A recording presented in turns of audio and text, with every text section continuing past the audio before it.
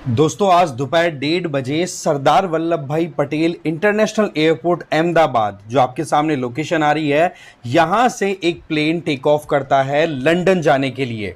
और जैसे ही वो टेक ऑफ करता है तो उसके बाद में बहुत सारे इश्यूज आने लग गए। तो जो पायलट थे उनके द्वारा डिस्ट्रेस सिग्नल दिया गया। यहां पर उनके द्वारा एक बहुत ही इंपॉर्टेंट सिग्नल दिया गया जिसको मेडे कॉल बोला जाता है। और उसी के बाद में थोड़ी दूर जाकर के ये प्लेन क्रैश कर गया एक रेजिडेंशियल एरिया में। ये प्लेन जहां पर जाके क्रैश किया वो एरिया है मेघानी नगर अहमदाबाद में। और वहां पर 3 बिल्डिंग्स का एक कॉम्प्लेक्स है जिसमें सिविल हॉस्पिटल स्टाफ के क्वार्टर्स बने हुए थे। तो कुल मिलाकर वहां पर जो आपके जो एमबीबीएस रेजिडेंट्स है ना, वो स्टे कर रहे थे। तो जो ऑन बोर्ड थे उनकी लाइफ को तो पूरा खतरा है ही, प्लस साथ में जिस लेवल का धमाका हुआ है उससे आसपास के रेजिडेंट्स को भी बहुत ज़्यादा लॉस होता हुआ दिखाई पड़ रहा है।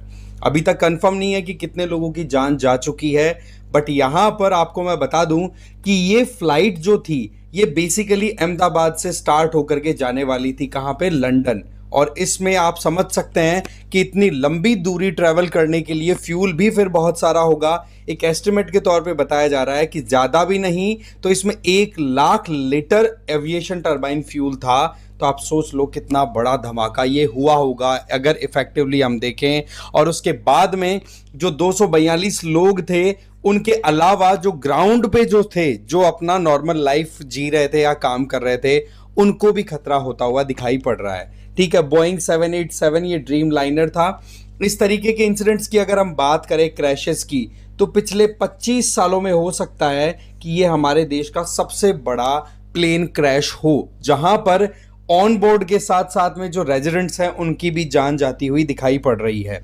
अगर हम स्टैंडर्ड्स की बात करें ना, तो प्लेन जब ऑपरेट करता है तो उसकी मैक्स स्पीड इसकी बताई जा रही है लगभग 322 किलोमीटर पर आवर की तरफ जाती हुई दिखाई पड़ती है। अब 322 तो मैक्स है, तो ज़्यादा भी नहीं तो 250 किलोमीटर की स्पीड से तो ये डेफिनेटली रन कर रहा होगा। इसके अलावा इसकी मैक्सिमम हाइट गई थी केवल 825 फीट की। उसके बाद में ज़्यादा ऊंचाई लेने में प्रॉब्लम आ रही थी, तो पायलट जो थे ना उनके द्वारा मे डे कॉल दिया गया। मे डे कॉल, इसका मतलब सिंपल है कि ये हाईली डेंजरस कंडीशन है, मोस्ट अर्जेंट डिस्ट्रेस सिग्नल है कि हमें इमीडिएट रिलीफ की रिक्वायरमेंट है। बट जितनी देर में रिलीफ के लिए सिग्नल जाता, वापस से कुछ हो पाता, इतने में प्लेन कर ही गया क्रैश। तो ये जो सिचुएशन है ना, ये शो करती है कि अभी कितना ज़्यादा डिस्ट्रेस वाली सिचुएशन बनी हुई है नॉर्मली जिनके रिलेटिव्स उस पर्टिकुलर फ्लाइट में थे और जो लोग यहाँ पर रेजिडेंट्स यहाँ पे इन बिल्डिंग्स में रह रहे थे। एकदम से सब कुछ धुआं धुआं हो गया।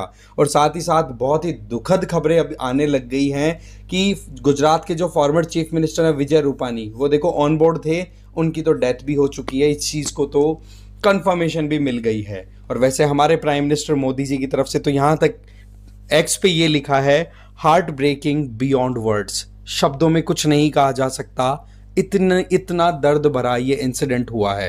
यहाँ पर जो कैप्टन थे ना सुमित सबरवाल, इनको 8000 घंटों से ज़्यादा का एक्सपीरियंस रहा है। साथ ही साथ इनके साथ में जो फर्स्ट ऑफिसर थे क्लाइव कुंडर, इनके पास में भी बहुत बढ़िया एक्सपीरियंस था। तो हम ये तो नहीं कह सकते कि कहीं पे क्रू मेंबर्स की तरफ से कोई लापरवाही हुई है। अब एक्चुअल में अंदर की तरफ क्या चीज़ें थी वो देखो, वीडियो फुटेजेस तो बहुत सारे आ रहे हैं, पर प्रॉपर इन्वेस्टिगेशन होगा तब पता पड़ेगा कि प्रॉब्लम क्या हुई। क्योंकि जिस तरीके से जो ग्राउंड लेवल पे कम्युनिकेशन होता है ना प्लेन्स का, उसकी अगर बात करें तो एटीएफ जो है ना उनकी तरफ से ये कहा गया कि हमारी तरफ पायलट की तरफ से मेडे कॉल डिस्ट्रेस सिग्नल रिलीज किया गया था, उसके बाद में हमारे कम्युनिकेशन लिंक्स बिल्कुल खत्म हो गए। तो एकदम से फिर ये प्लेन का क्रैश करना ये शो करता है कि वाकई में शायद बहुत बड़ा जान और माल का यहाँ पर खतरा हुआ है। और उसमें ज़्यादा दुखद बात यह है कि जानें ज़्यादा गई हैं। कितनी जानें गई हैं कुछ कहना मुश्किल है, बट सच बात है कि ये एयर इंडिया का एयर इंडिया 171 है ना, ये आज के दिन के लिए हमारा एक ब्लैक डे साबित करता हुआ आगे चला गया। अब देखो बात ऐसी है, एयर इंडिया ने तो अपने एक्स हैंडल पे बिल्कुल ब्लैक के इमेजेस क्रिएट तक कर रखी हैं। जो अपने फुटेज थे वो मतलब एक तरीके का पूरा जो बैकग्राउंड था या जो इमेज थी, प्रोफाइल पिक्चर थी, वो भी ब्लैक कर दी है एयर इंडिया ने। और एयर इंडिया आज के टाइम आपको पता है टाटा ग्रुप के द्वारा ऑपरेट किया जा रहा है। तो ऐसे में टाटा ग्रुप की तरफ से भी इस चीज़ को एक्नॉलेज कर दिया। ये फ़्लाइट वैसे देखी जाए ना तो यहाँ इंडिया से फिर लंबी फ़्लाइट लेकर के लंदन जाने वाली थी, ठीक है। वहाँ पर इसको लैंड करना था सुबह 6:30 बजे, ठीक है। तो ऐसे में ये एक अपने आप में बहुत लंबी फ़्लाइट थी और वहाँ पर पहुँचने से पहले ही यह हादसा हो गया, जो कि अपने आप में कई सालों तक याद रखा जाएगा। अब ये ऐसा इवेंट है जिसको कोई खुशी से तो याद नहीं करेगा, बाकी ज़िंदगी पर और हमारी जो एविएशन हिस्ट्री है, इंडस्ट्री है, उस पर सीधा इसका इम्पैक्ट जा रहा है। नतीजतन आज आप देखो कि जो लोग लॉन्ग फ्लाइट्स ले रहे हैं या प्लेन में जो ट्रैवल करने की कोशिश कर रहे हैं या फिर जिनको ट्रैवल करना है, उनके एक डर सा बैठ गया है कि यार जल्दी से हम लोग जाएं या ना जाएं, कहीं हमारे साथ ऐसा ना हो जाए।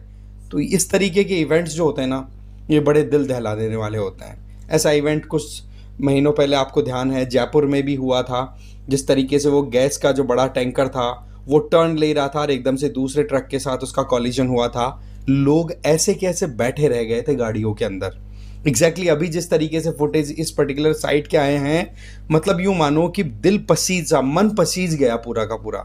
गाड़े वैसे के वैसे गाड़ियां खड़ी खड़ी जल गई हैं, ठीक है। एकदम साफ सा हो गया, यूं मानो कि एकदम क्लीन कर दिया हो किसी ने। बस वहां पर दमकलें लगी हुई है आग बुझाने के लिए। पता नहीं कितने लोगों की जान बची है। भगवान जितनी भी जाने गई हैं उनकी आत्माओं को शांति दे और उनके घर वालों को ताकत दे इस बात से लड़ने के लिए, और जो लोग इंजर्ड हैं उनको जल्दी से जल्दी रिकवरी मिले। बस इस वीडियो में इतना ही। Thank you very much.